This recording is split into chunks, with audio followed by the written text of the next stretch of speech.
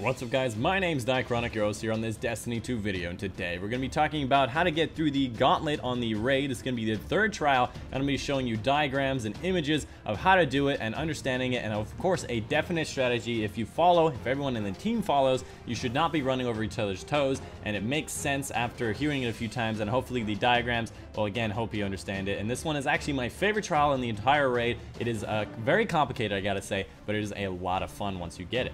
If you do end up liking the way I do these videos, make sure you leave a like down below. It really helps the channel out, and of course it gets this video out so other people can see the same methods. So when you find people on LFG or you're just playing with your friends, you can show them this video and then they will understand it the same way as you do, and it will make it a lot easier. And of course stay tuned for my final fourth video. I have finished the boss fight. Hopefully I'll be able to get it out today for you guys, and oh my god, it's a doozy. It's definitely the hardest part of the entire raid, but anyways, let's get right into the gauntlet. So to start this trial, again, you have to do the staffs part. If you don't know what the staffs are, just go refer to my first video in the raid bass. I believe this is going to be the Blades location, although correct me in the description down below if I got this wrong. You have to get these 3 staffs to this area, and once you get all 3 staffs to this area, you'll move on to the final, or the third trial, which is the Gauntlet, which is all about making runs, getting nice shots off, and it is a lot of fun. So once you get to this room, you'll notice that there's 4 platforms on the 4 different locations around the area, each one with their own respective symbol. There's also a middle section with trunks on it. There's an outside section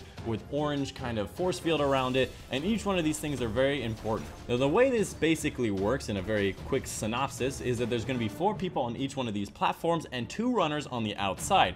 As these runners each reach one of these gates, there's going to be hoops. They're going to call out which hoop is highlighted in red. The people on the outside are going to do the math on which ones they need to shoot, working together on shooting these little triangles that you can see in front of each one of the gates. And of course that will open the gate, give a refresh to the runner's bomb that they're holding, and this will make sense later. I'll just going through a little synopsis of it. The runners have to make a full loop around the outside, both runners, and then get that bomb to the middle and slam it down. So when you first start off, again, you're going to have 4 people in each one of the platforms, and the 2 runners are going to be across from each other at the places where the bombs spawn. It's going to be this kind of gold little location with this little meter that kind of rises to the top. They're going to be chilling with these guys. As soon as you get those 4 platforms down, a bunch of enemies are going to start spawning until finally a Centurion spawns, which you have to kill all 4 on each one of the sides. As far as weapons goes, swords, shotguns, and fusion rifles are amazing at killing these Centurions. So if you're having a problem with these guys, make sure to call over the runner. He should be able to help with 2 different Centurions on both of the sides and be able to kill off the Centurion. Once all the Centurions are dead, the runners are going to go grab their bombs, which are at, again, the little gold locations, and they'll be teleported into the track area inside of a little kind of orange force field.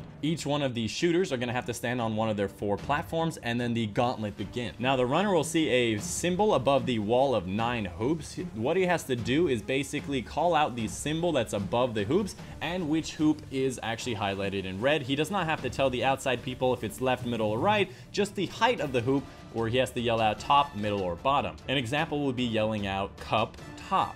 And of course that runner will then have to try to get through that very specific hoop if the shooters do their job correctly. What the shooters have to do, and this is going to be a little complicated, so try to follow along with me and hopefully the diagrams make sense, is when the shooters hear the runner yell out certain things like cup, top, the shooters have to shoot the middle and bottom triangle on the outside that are aligned with the gates.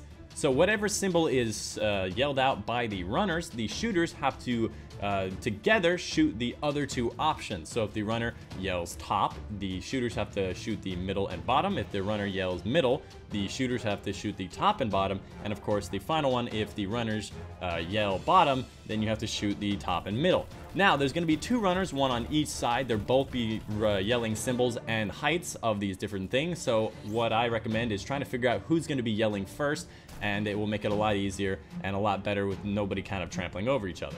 Now I've devised a system in which that will make it so nobody's running over each other's toes when it comes to shooting which kind of symbol, because there's going to be 2 options. You have to work together since there's 2 runners. Every one of the shooters are going to be shooting at the same time, and you have to have 2 shooters per gate, and it's going to be kind of weird if you're kind of shooting the same symbol and you're both switching at the same time. So I've devised a system that should make this a lot easier. If you follow this to the T, it should work out every single time. So the way this works is that the runner will yell a height of a hoop. Now this will correspond with the 3 different triangles on the outside. What you have to do is basically remove that triangle from the equation and be able to shoot the other 2. Now, if it is your platform that the runner is currently at, you're going to be shooting the upper of the remaining 2. Now, if it's not your platform, you're going to be shooting the lower of the remaining 2.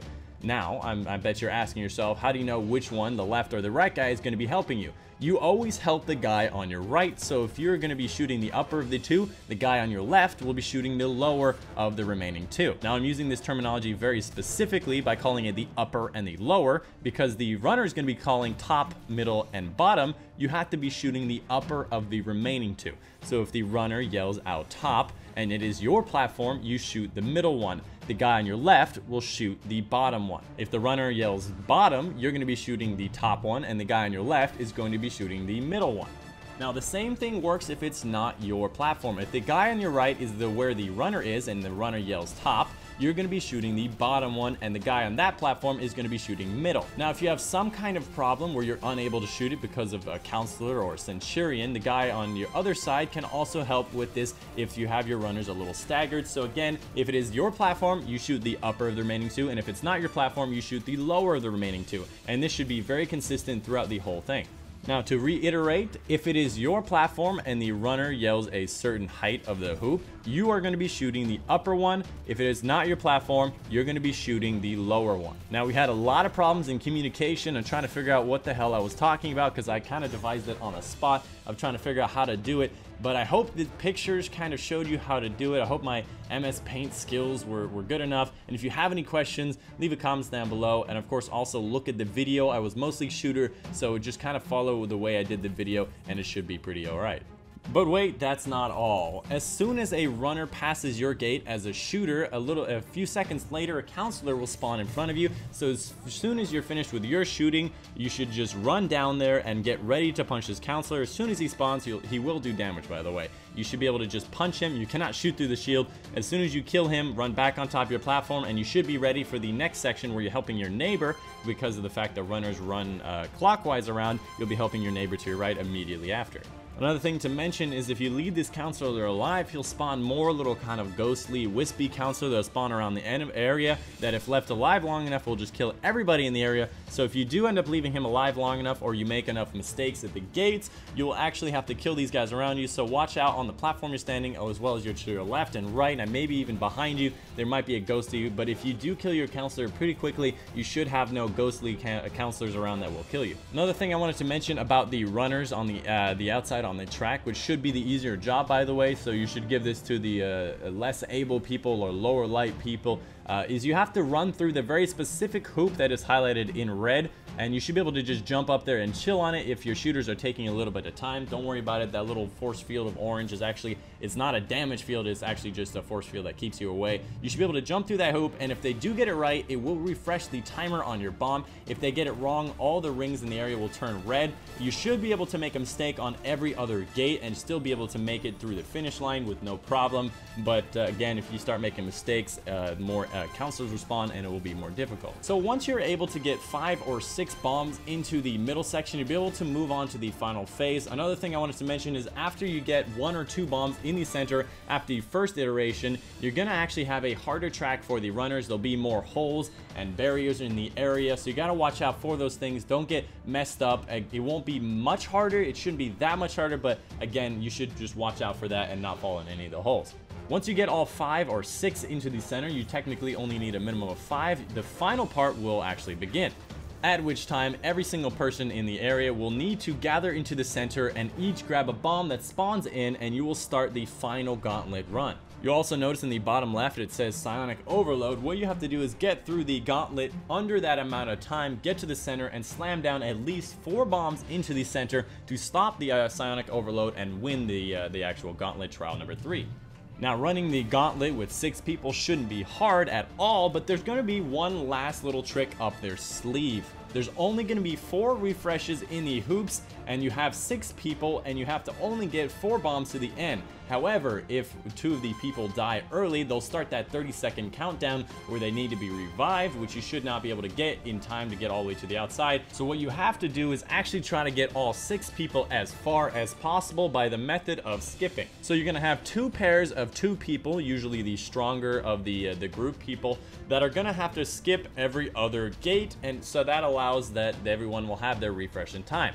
So the first pair of people will skip the first and third gate, the second pair of people will skip the second and fourth gate, and the last pair of people will just get a glob, a bomb refresh every single time to be able to survive the whole thing, and it should work out just fine. In the video I have here, it was me, the Diachronic, as well as Starburst, who were skipping the first and third gate. I believe there was another pair of other people, which I can't remember the name of specifically, that were skipping the second and fourth gate, and by the time we got to the end, actually 2 people died, but they lasted long enough to get all 4 bombs back to their special spot in the middle, and were able to complete the challenge. You do not have to get all of them. Again, you only need 4 of them, and maybe on hard mode it might have you try to make it so you have to get all of them, but in this normal mode you only need to get 4 people, but you need these other 2 people to survive as long as possible to elongate the amount of time to get to the center. And once you get all 4 people to the center, you have won. You have done this trial. Trial number 3 is over. You've completed the gauntlet, and holy crap, that was quite a doozy. I gotta say, one of my favorite ones of all time,